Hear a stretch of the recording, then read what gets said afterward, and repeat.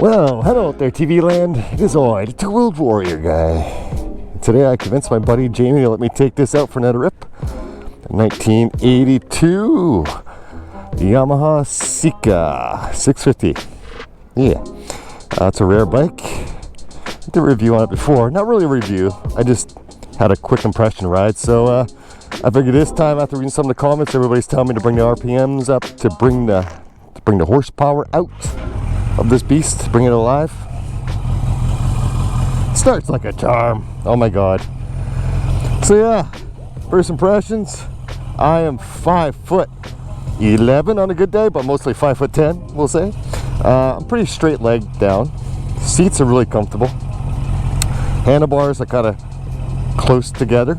Gives it that sporty feel, almost very sport bike-ish. Considering the year of the bike, I guess, well, this would be a sport bike, really. Let's be real here. This is pre-GSXRs and Ninjas. So yeah, it's shaft drive. You have your pillion pegs. If you notice this too, this is different.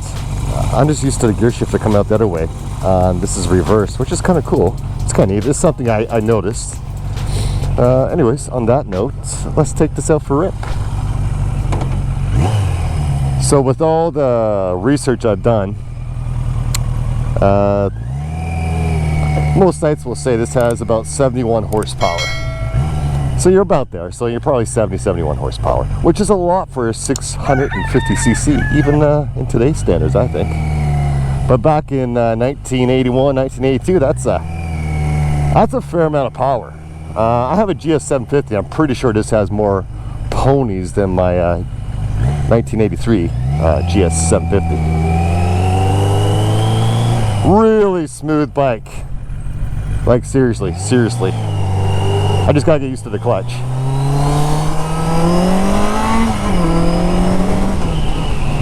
Oh my god. Absolutely love the sound of this bike. Can never get tired of it. But you can definitely tell, yes, it comes alive with the RPMs. When the RPMs start dancing, the bike starts dancing. Now Jamie did tell me his RPM gauge here is a little on the funky side, so you have to forgive that. So if you're watching this video, don't go by this. This is in its own little world, in its own little dance.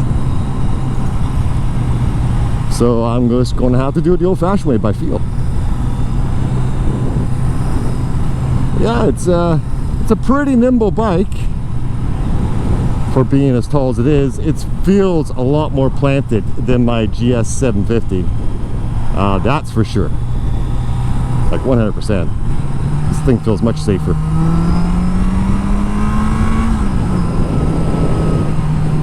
The acceleration is kind of strange, actually. It's really smooth.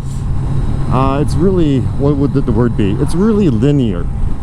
It's not like that power band effect where you crank on something and it's going and all of a sudden it just takes off. The only way I can describe this one is very linear. It's very smooth. It's like a nice, good, smooth cigar. There you go. Very refined.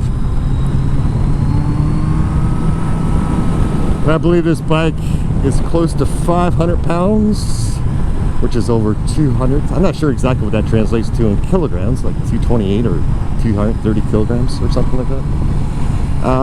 But yeah, so you don't feel the weight. Now maybe it's because of the seating position. It feels quite nimble too, because I'm leaning forward a little bit, but not too much.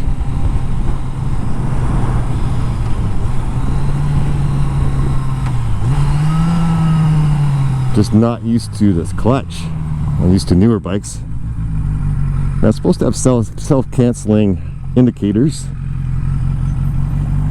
and that is definitely not self-canceling.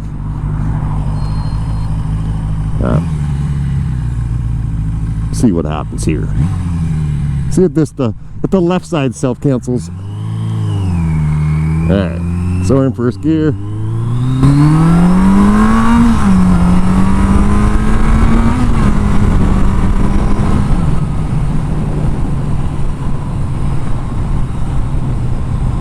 So that was cranked. She was a hopping. It's a fun bike. Absolutely fun. And it does go. Absolutely.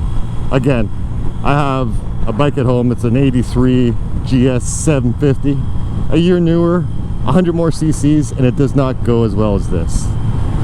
But it doesn't try to throw you off the bike. It's just a very smooth acceleration. But no, this is pretty cool. I like it. It's really comfortable. The seat itself, the whole position, it's really comfortable.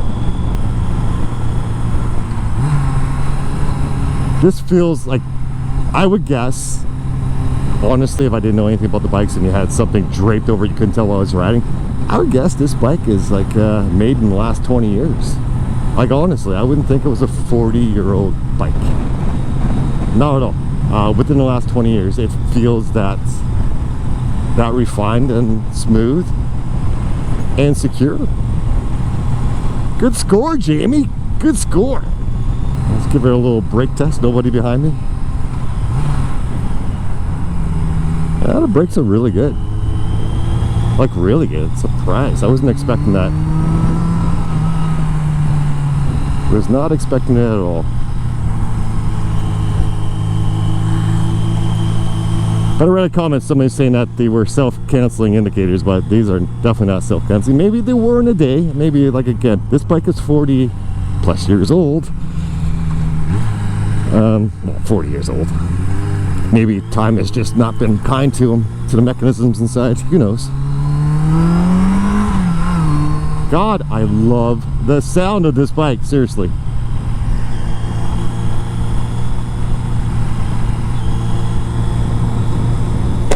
I would buy this bike just for the sound of it. I'm going to open up my visor here so you can hear this better.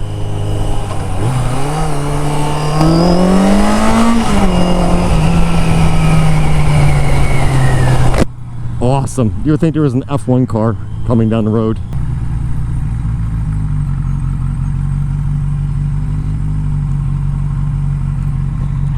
So when he got the bike, he had to do some carburetor work on it. He did a couple minor things, but not a lot. Not a lot. But definitely a very cool bike.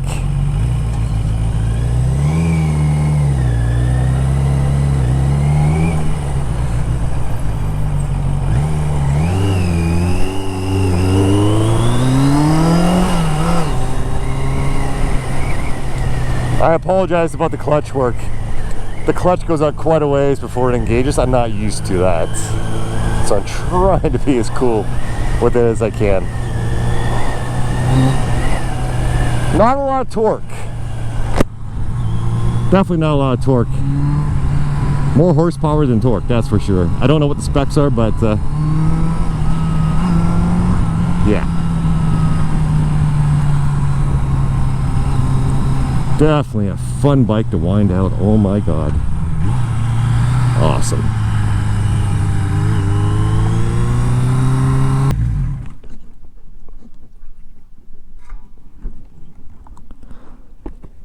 Very nice bike. And he found this in a guy's garage. Not a barn, like you get the old cliche, it's a barn find, but he found this in the guy's garage. It was in there for, I think he said over 20 years. Covered in boxes. He was doing a job and noticed a bike behind the boxes. Asked the guy what he was doing with it. Nothing. Jamie told him he was interested, and the rest is history. Took it out and did some carburetor work and started up right away. But it's funny, even doing this video, when I was doing some shots of the bike, I even had an old gentleman come up and tell me how great these bikes were. A little conversation piece, a lot of people talk about it. Anyways, hope you enjoyed the video. We'll talk to you later. Ciao for now. Peace out.